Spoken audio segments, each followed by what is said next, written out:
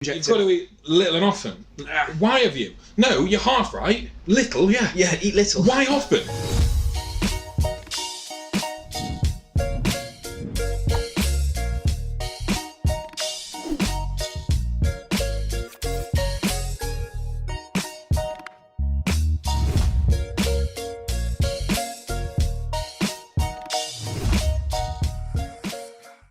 Ready? Yeah. It's my bit. It's about the only thing I contribute to these, so let me do that, please. You're straight, man. Straight, man. I'm a deadwood. Deadwood. Meal timing, the elixir of fat loss. It's not what you eat, it's when you eat it. Yeah, it's not how much money you save, it's when you save it. I'm not going to eat after 6. It's like going, I'm not going to save after 6 then. Yeah. But I can spend as much money as I fucking want before 6. I'm going to end up filthy rich. You hear it all the time. Yeah, I've learned it's not what you eat, it's when you eat it. So when is the perfect time to eat pizza and cheesecake then? I mean, all the time. I mean, every time. Don't eat carbs after 6. You're not a fucking gremlin. Yeah. Like you're not going to be wreaking havoc around the village if you've eaten carbs. You eat after 6. Yeah. I mean, Dan does look like a gremlin. Yeah, I need to start eating more. So don't let that fool you. It's not like your fucking body sat there going, well, he's got 3 minutes to eat, otherwise it's going straight to the tits. It's got to hurry up. It's like, time. Oh, he's just got it in time. So now that's going to be used differently if you'd have eaten it 3 minutes after. Imagine if you had a countdown in your head or something just going off, and you were like, oh shit. But it's like those people are like, but because it's just sat on you at night, innit? Well, what happens if you work nights? What time do I go to bed? Do I go to bed at 9, 10, 11, 1 in the morning? Like, it doesn't make sense. Vice versa, what happens if you're sat down all day, like a fucking lazy bitch? What happens if you sleep all day? Yeah, exactly. You know what I mean? Napping all day. Like, it makes no fucking sense. That's not how the fucking body works. Obviously, we'll go into this in the serious section at the end. There's a serious? Yeah, there is, yeah. For now, this is a slag off section. It's like all the obese babies you see when they have a feed, they go to sleep. I mean, they wake up fatter. You see people, don't you, all the time? You see them and they're like, their meal timings are regimented as Lindsay Lohan's drug protocol. Every 2 or 3 hours, you've got to eat. Doesn't matter what you eat, Lindsay. It's when you do it, love. You've got to doesn't eat. matter what you inject. You've got to eat little and often. Why have you? No, you're half right. Little, yeah. Yeah, eat little. Why often? Why often? Why more often? Why do you have to eat more often? Why not less often? Eat less. That's fine. Like, but people are like, it stokes the fire. But you're just comparing the human body to something that's completely different. Like, it sounds good, but where does it end? You're revving up that metabolic engine. Like, it's not going to stop. What? You're tickling the weasel. You're prodding the dolphin. Like, all of these fucking things are completely different objects. Yeah. It's about as accurate as fucking Stevie Wonder playing darts. You don't need your blood sugar to be stable. It's not a fucking bike. Like, you don't need to worry about it. Eat little often, stabilise the blood sugar. What? Why do you want to do that? Because if it's high and it's stable, that's probably not a good thing. You might want to try keeping it low occasionally. Might help you lose some of that body It's just fat. People looking at the wrong things. Because let's be honest, if you've got on a bike, the stabilisers would fucking break. You see people all the time, you've got to eat 7-8 meals a day because it keeps the metabolism, revved up. Oh yes, mate, yeah. Metabolism's revved up as much as fucking Jimmy Savile in a children's ward. A lot of energy all that need, running from ward to ward. No wonder we wore tracksuit bottoms all the time. It's always funny, isn't it, how the fat people cotton on to I've got to eat little and often. You've got to eat often? Yeah, it's always the fat people that are cotton on to that one, isn't it? They're always like, I like the sound of this diet. Every 2 hours I have to eat. I better set an alarm. Yeah, because setting an alarm is going to make all the difference, because that's the difference between, you were eating every 2 hours before anyway, but now you've set an alarm, everything's okay, because as long as you're doing it on the hour every 2 hours, you're going to be fine, because half an hour after that, it's a real problem. Oh, Susan, you're looking a bit red, love. It's my metabolic fire. It's stoking. It's not, mate. Stoking. You just walked up the fucking stairs. Are you sure? You're really sweating there, love. You really look well. I've got to eat these brownies every 2 hours. It's good for me. My PT's told me it's not how much you eat. It's when you eat it. That's what counts. Well, not really. That counts about as much as Morgan Freeman's opinion at a KKK conference. Doesn't count at all, does it? No one's listening to him. Andy Dufresne. I can't do an impression. You also have like the other people as well that are like carb backloaders. So it's like you only have people who eat carbs before 6 and then after 6. And I bet the two camps are looking at each other because there's obviously people that are fucking lean in both scenarios who lose weight doing both things. Yeah. I reckon like one camp is looking at the other one going, they must be doing what we're doing, they're just fucking lying. Yeah. Like they must be eating all their carbs before 6. And I reckon the carb backloaders are going, well, those people, they must be eating all their carbs after 6. Yeah. Like they're literally like, they must be. Because how can you look at somebody that's doing the exact opposite to what you're preaching, who is still getting results and go, yeah, they're fucking wrong. And then you get the people who go, when it's bedtime or whatever, should you be eating that night? Should you be eating that at all, you fat fuck? Like, come on. Like, it makes nothing to do with being nighttime. Mate, stop picking up my 300 calorie tub of ice cream and let's have a look at your 4,000 calorie day, shall we? Oh, should you be eating that? Well, I've got more reason to eat it than you. You've got fucking 4 chins, mate. Doesn't you know all that food you eat before 6? That could be the thing that's holding you back. Could be, yeah. I'm just guessing. I'm gonna have a stab in the dark. It's burning it off though, because I'm active, I'm walking about. You're not burning it off, mate. You're not active, mate. You're sat down all fucking day. You're not burning it off, mate. You're fucking gunt. Can you imagine, like, as well, like, you know, how all the PTs are Tupperware warriors and whatever, and they strut about the gym with their Tupperware, showing off like it's a badge of honour. Like, I've got my chicken, sweet potato and broccoli, like, and they're giving their clients, like, the same meal plans. It's like, can you imagine Susan on fucking Tesco's checkout getting a fucking chicken and broccoli out? Hang on, to the customer. I've got to get my meal in. I've got to get my meal in. It's my pro-fat meal. Pro-fat. It's my chicken and my cashew nuts. Yeah, like, it wouldn't happen. Like, it just puts people off, and there's no need. Yeah, PTs are just fucking giving it out. Oh, you must eat 6-7 times a day. Like, but I can't do that. Wow, got to get it in. Got to get it in, mate. Got to get it in. If you want it enough. If you want it enough. Susan's in the fucking toilet doing a Tupperware like a fucking junkie. Like, you all right in there, Susan? Yeah, it's okay. It's just salmon. It's fine. Sure, you've not got a crack problem. I mean, I have got a crack problem, but not that tight. I can't see it. Yeah, it's not that tight. It's closed up. Yeah. I don't know which folder's which. You shagged me underneath my tit once. It's all right though, because he prodded the remote out. We'd lost that about 3 months ago. It's all right. It's more sensitive that area than it is down there anyway. Can't feel a fucking thing down there.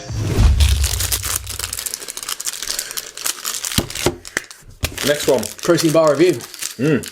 So last week we had the amazing Bicky Butter Swolesome Foods.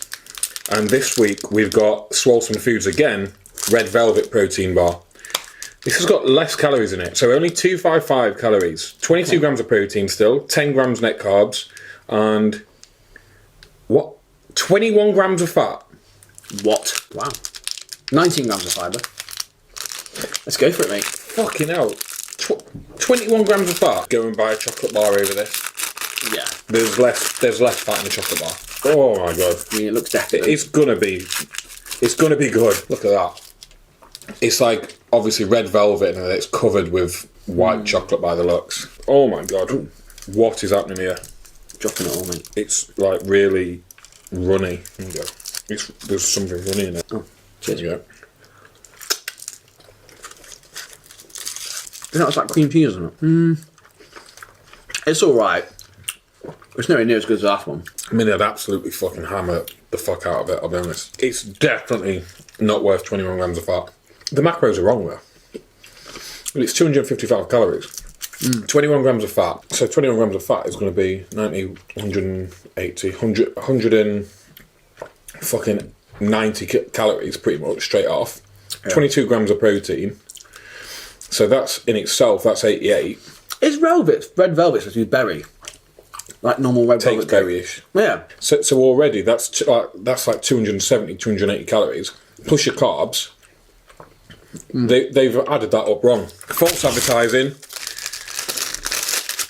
Oh, I could have just looked at this, couldn't I? Yeah, 21 grams of fat, so 100 and... Yeah, they don't marry up. It's more than that in macros. False advertising. That's... I wouldn't worry about it. It's all right. Don't buy it. Won't bother. Get the Bicky Butter one. I'm gonna give it that 6.5 out of 10. The taste for me, I'm probably going to go an 8. But just, they're lying on the packet. Even the macros were right there. And the macros, it's bringing it down. It's just not worth 6. it. Yeah. It's not worth it. I would never buy it, put it that way. Disappointing. That gooey stuff's kind of like buttery. It's nice, isn't it? It is nice. Fucking, yeah. It's drenched in it. It is nice. It's alright, but it's not worth it. You may as well just buy a fucking chocolate bar. Or red velvet cake. Yeah. Done. So obviously now, well, not obviously because you probably don't fucking know, but I'm in off season now. Off season, like I'm a bodybuilder. I'm not. Like I'm pathetic. But I basically finished dieting, so I've finished my fat loss phase. Now, like without dicking around, I probably give a little bit of practical advice here, because when you've been dieting, it comes like with its own problems after, because typically like in the UK or even wherever, we don't find it hard to lose weight. It's not hard to lose weight, is it? Like, you know somebody who's lost weight. Fucking Fat Sharon on Slimming World, no doubt has lost a couple of pounds. Like, actual weight loss is easy. It's like keeping it off or not returning back to where you were before, or even bigger in fucking most cases. That's the key, right? Because what typically tends to happen is people diet, and they diet in a way that isn't sustainable, that they can't eat like that forever. So it's like, right, I'm on a diet, I'm going to cut X, Y, and Z out, I'm not going to drink, I'm going to suck all the fun out of it, you know, and basically be miserable. And then after they've dieted, they so just wait for that to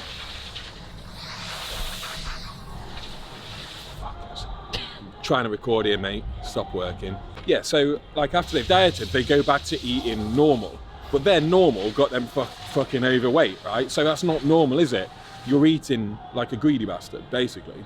You can't go back to that, because what do you expect? Like, what, for it to not come back on again? It's gonna happen the same thing. So like when people go, oh, that diet doesn't work, you just, as soon as you stop, you just end up gaining the weight back. Well, yeah, like it's not the diet that didn't fucking work, then is it? Because you lost the weight. But it's actually afterwards the issue. So you need to have a plan in place. So I, for myself, I've had a lot of socials come up, so it's probably not been optimal from like a fucking bodybuilder, body composition point of view, whatever. But it is what it is, because it's lifestyle stuff. And if this is you, where you've gone through a period of dieting and you probably haven't attended as many socials as you want, fucking hell, if that wasp gets me, I'm fucked. You probably haven't attended as many socials or things like that, and you probably do want to drink, you probably do want to go see your friends, then it can be quite useful to just implement your surplus on those given days. Now, I'm not talking like going up to like fucking 10,000 calories on a weekend and running yourself low in the week. That's never fucking good. But what I've done is I've basically just relaxed a little bit. I've changed up my food sources, but not too much. So I'm roughly on the same calories in the week, a little bit more. I've given myself a little bit more, and if I fancy something, then I'll have it. Like if I fancy a drink, like I'll have a drink. If I fancy an extra protein bar, I'll have a protein bar. If I fancy a different breakfast, I'll change it up. So I've just been a little bit more relaxed. And then the surplus has been coming in the weekends, because I know that I've got X, Y, and Z on. I've got a meal out, I've got, you know, takeaway with friends, I've got drinks with friends and things like that. So it's important to make sure that you don't just go straight back into like a surplus, let's say, and then if you're having these events on a weekend, because then that's just adding calories on top of the surplus calories. So if you are having them, you've got to make sure you've got some nip and tuck, and it's about balance, right? So you've got to almost make allowances and compensations for those higher days on the weekend. And like I said, that doesn't mean going really, really low to have big binges, like, because typically my higher days have been maybe between 3,000 and 4,000 calories, which is almost equivalent to my refeed calories when I was dieting anyway. So I'm not that far off, and I'm 7 weeks post show now, and I'm still in fairly decent nick. And most people 7 days post show have fucking banged on all the weight. They're walking around with fucking full on carb face, waddling like a fucking hippo. Like, but luckily, you know, without sounding too fucking big headed, I think I've done all right, you know, and I'm still in half decent condition. So then training wise, obviously training then differs, like you start to reduce your cardio. I'm not putting as much emphasis on my steps. I'm still getting out when the weather's nice, still trying to hit 10,000, but if I only get to 8 or 9,000 and it's the end of the day and I can't be bothered, then I'm not beating myself up over it, whereas before in a fat loss phase I'd make sure I got it done. And then training wise, I've adopted sort of a similar sort of split as what I was before anyway. It's push-pull legs, off, then push-pull. Only training legs once a week because at the end of the day, if you grow bigger legs, it's only going to make your penis look smaller. So that's the way that I see it. And nobody wants that. I haven't got any inches to lose. So the least I can train my legs, the better. I am training legs today though, so better go quite light. But yeah, so it's roughly the same, but obviously your training performance is going to come up when you've got more calories.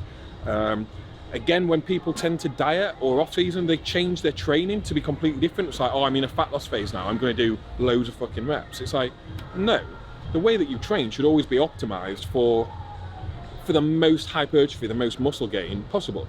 So if you train like something in an off season, then why would that change in a fat loss phase? Like, the principles of muscle gain is still the same. So everything's still the same, the rep ranges are still the same. I'm typically going between 8 and 12 reps. And then on some isolation exercises, I'm going 15 to 20 reps, you know, as like a finisher and things like that.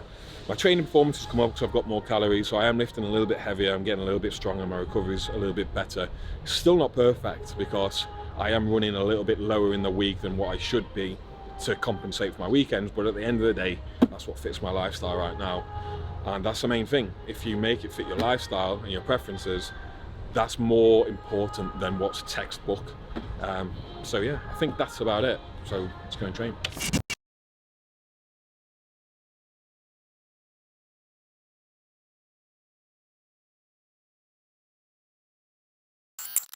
It's that time again. Round up. Sofa time. So yeah, again. 2 men on the sofa. Meal timing then. So does it matter, like we've said? Not hugely. No. Not to the degree that a lot of people say it does anyway. Not at all. It's one of the very, very last things you need to worry about in terms of optimizing results. And even then, it's like right at the top, the things that people need to worry about. And by top, he means not top.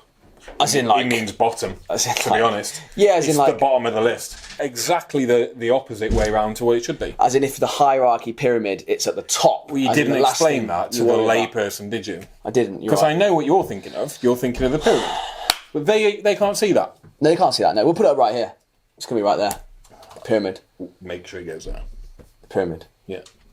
Yeah, so meal timing doesn't matter. And it doesn't also matter how many meals that you eat a day. So there are studies on nibbling versus gorging. So they compared between 2 meals to 11 meals. So they did 2, 3, 4, 5, 6.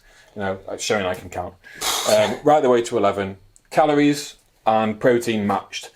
No difference in fat loss between any of the groups. So whether you ate twice or 4 times or 6 times. Imagine eating 11 meals a day. Because I do. They'd be tiny, but they'd be tiny though, wouldn't they? Theirs would have. Yeah. Yours are fucking huge. Yeah.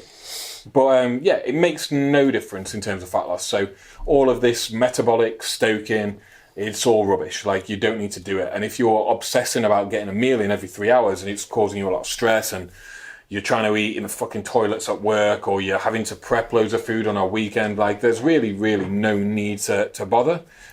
Eat the amount of meals that you want to eat. You know, if you like eating 3, eat 3. If you like eating 4, eat 4.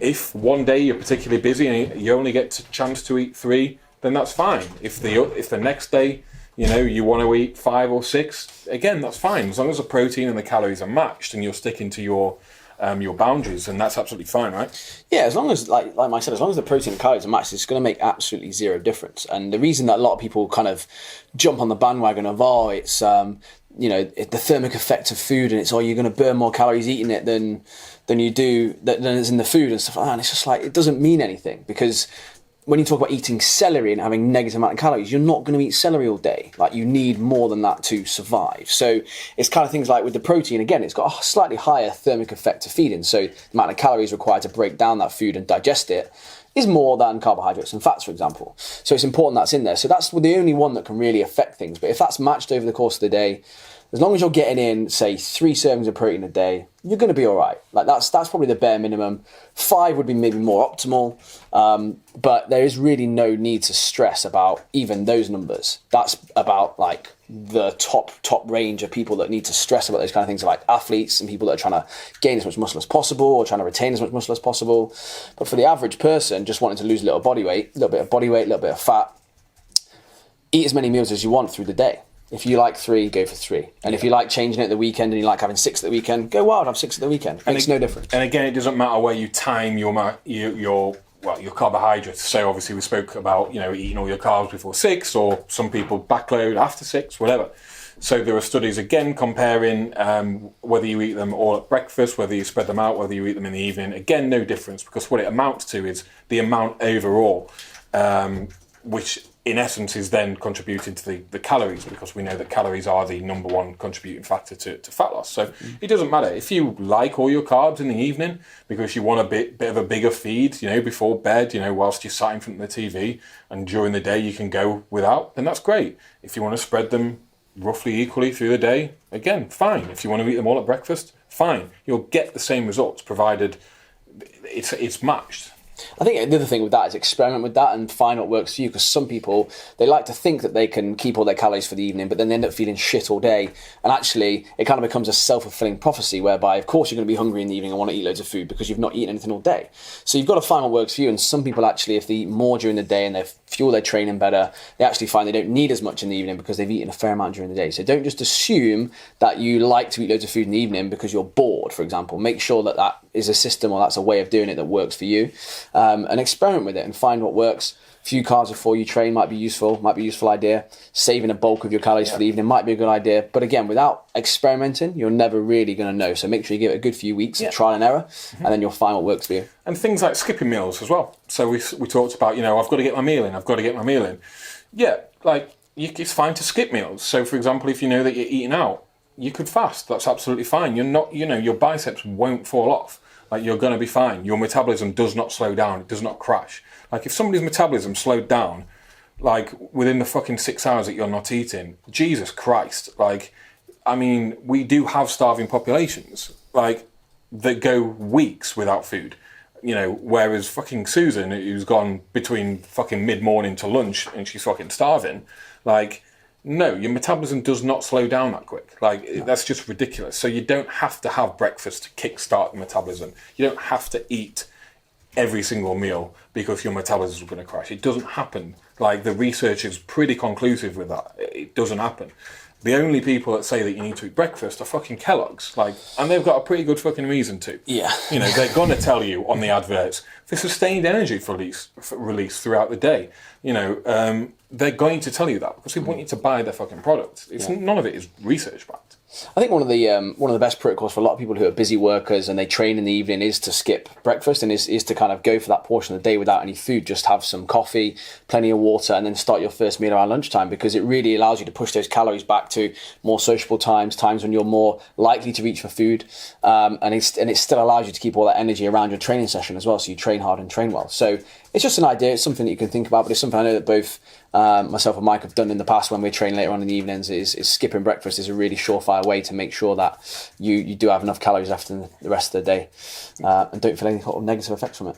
Yeah, so that's meal timing, macro timing in a nutshell. No nuts here. No nuts, yeah. Too high in fat. No. And he's definitely got no nuts.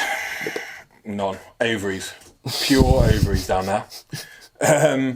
Anyway, if you like this video, obviously give us a thumbs up, like, share and subscribe, as we always say. It's really, really going to help us if more people get to see this. And we know when you share it or not. Yeah, we can see it. We can see it, so make sure you do it. We know who's doing it and who's not, who's just lurking. Yeah, you lurkers. Yeah. See you, watching us. So, yeah, that's it. That's it, yeah.